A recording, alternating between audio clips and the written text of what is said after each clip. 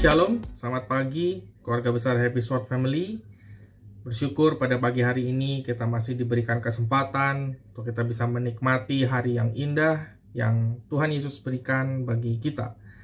Dan kita akan memulai segala aktivitas kita pagi hari ini dengan terlebih dahulu kita sama-sama merenungkan firman Tuhan dan juga berdoa. Pada pagi hari ini, renungan yang saya akan sampaikan berjudul Bijaksana. Di lain waktu, saya akan memberikan untuk bagian yang kedua, karena memang ini cukup sedikit banyak untuk bisa kita bahas bersama-sama.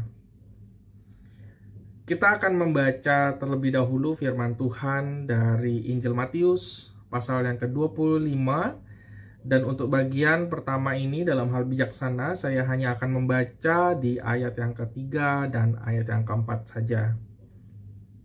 Demikian firman Tuhan. Gadis-gadis yang bodoh itu membawa pelitanya, tetapi tidak membawa minyak. Sedangkan gadis-gadis yang bijaksana itu membawa pelitanya dan juga minyak dalam buli-buli mereka.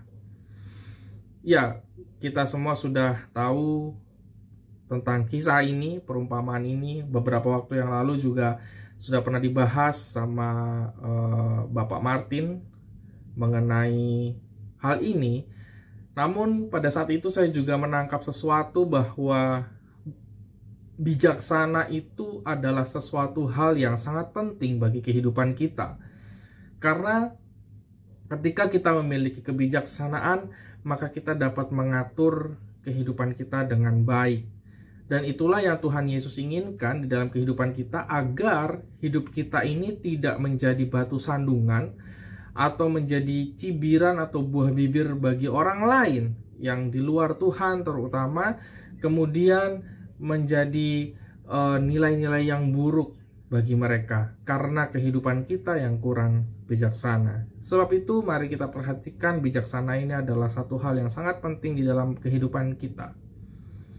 Bijaksana itu tidak terlepas dari bagaimana kita mendekatkan diri kita dengan Tuhan. Artinya Tuhan adalah sumber segala hikmat. Tuhan adalah sumber segala sesuatu yang ada di dunia ini, terutama hikmat. Sebab itu kalau kita boleh ingat apa yang Raja Salomo pernah minta, bukanlah kekayaan, bukanlah harta, tetapi yang dia minta adalah hikmat.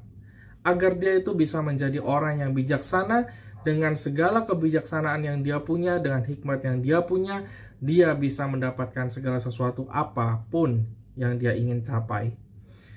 Nah, pada bagian yang pertama ini, kita hanya membaca di ayat yang ketiga dan ayat keempat.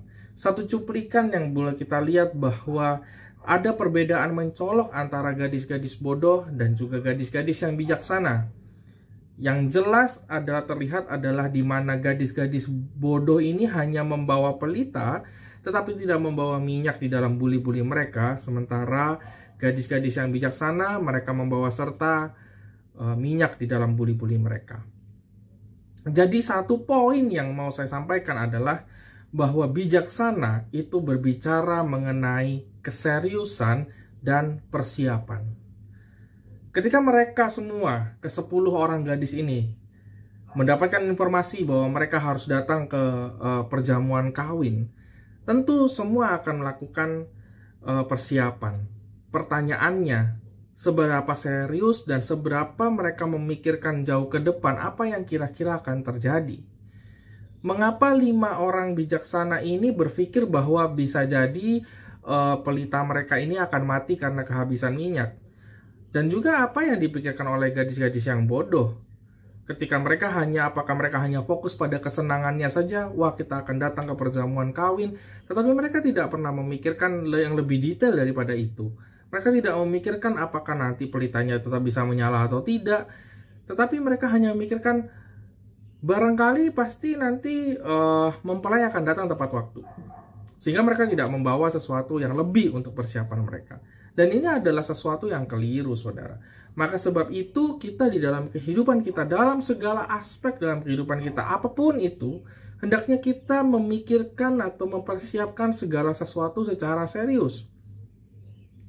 Contohnya, bagi saudara-saudari yang masih muda, ketika kita lulus SMA misalnya, kita mau masuk ke universitas tertentu, kita mau kuliah, kita harus persiapkan. Kira-kira kita sudah harus bisa mengerti apa yang menjadi minat kita, apa yang menjadi kegemaran kita, dan apa yang kira-kira kita suka untuk kita kerjakan di hari ke depan.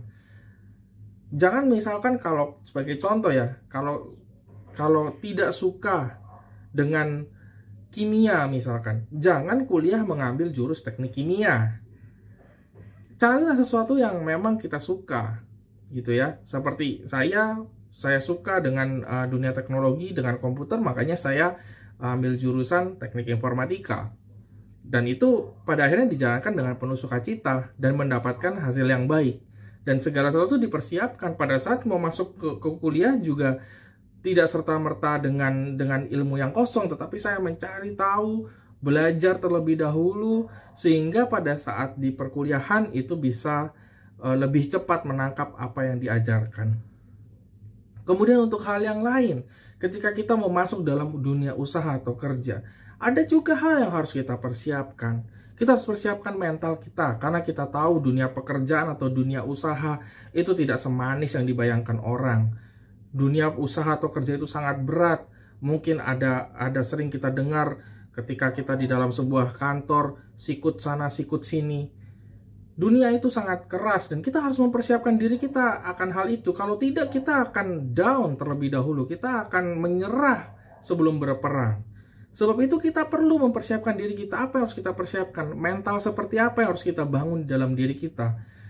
Dan tentunya semua itu harus kita lakukan dengan mengandalkan Tuhan di dalam kehidupan kita. Kemudian dalam hal apa lagi? Di dalam hal pernikahan misalnya. Kita harus persiapkan semuanya matang-matang bagi pasangan-pasangan yang mau menikah. Kita harus pikirkan dengan jauh-jauh hari. Bukan hanya soal dana.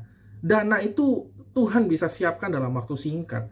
Tetapi lebih kepada hati kita. Apakah kita siap untuk membangun rumah tangga? Apakah kita siap menjadi seorang kepala keluarga bagi pria? Atau apakah kita siap menjadi seorang penolong bagi seorang wanita?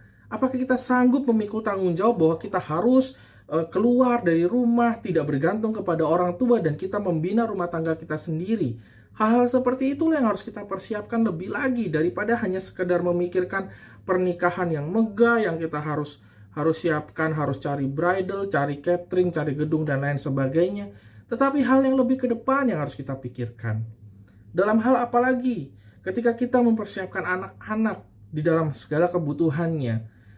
Anak-anak itu adalah sebuah tanggung jawab yang Tuhan berikan kepada kita. Jadi kita tidak bisa asal-asal dengan anak-anak kita.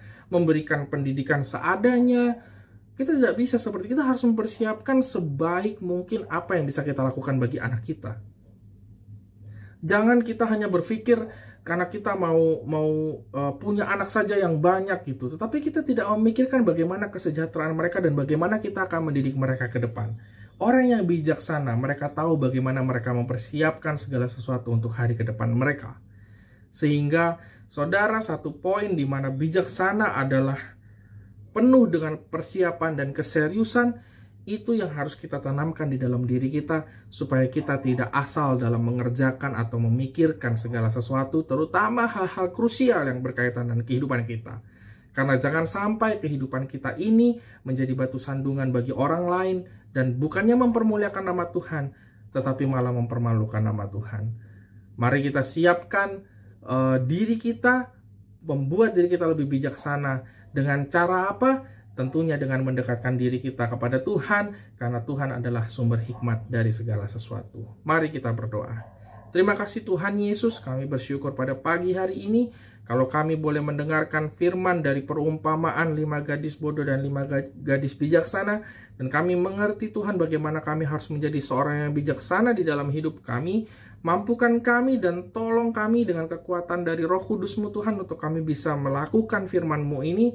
Dan kami tahu bahwa melalui hidup kami, bahwa nama Tuhan akan senantiasa dipermuliakan. Terima kasih Bapa, pimpin kami sepanjang hari ini dengan seluruh aktivitas kami. Kami berserah dan percaya hanya kepada Tuhan. Terima kasih Bapa, di dalam nama Yesus kami berdoa. Amin. Selamat pagi, Tuhan Yesus memberkati.